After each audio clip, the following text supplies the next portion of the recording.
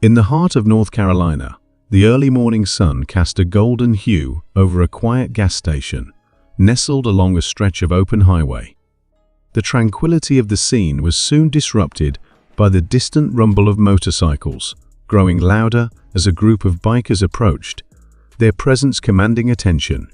Clad in leather jackets adorned with various insignias, they exuded an air of dominance as they pulled into the station, their laughter echoing in the stillness.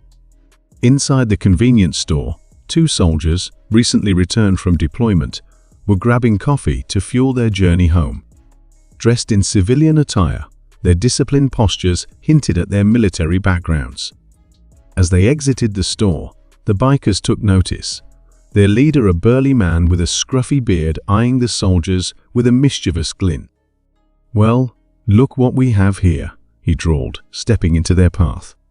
"Couple of pretty boys out for a stroll."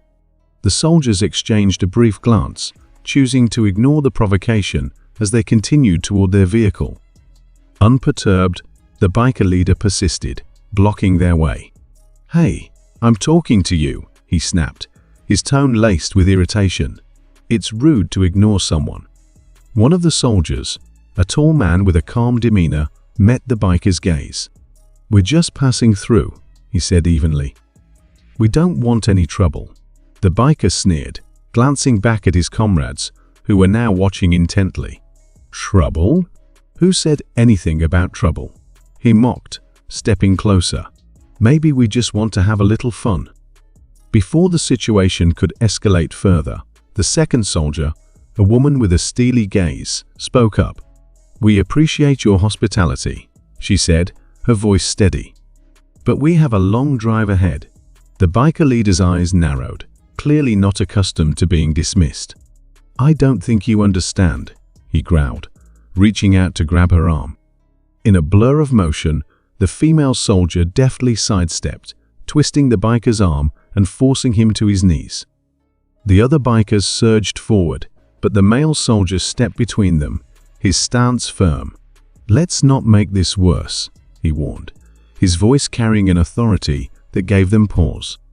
The leader, grimacing in pain, nodded to his crew. "Back off," he muttered. The female soldier released her hold, and the biker scrambled to his feet, his bravado diminished.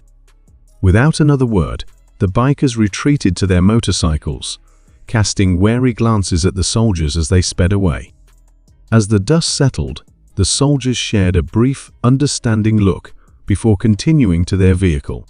The gas station attendant, who had witnessed the entire encounter, stepped outside, shaking his head in amazement.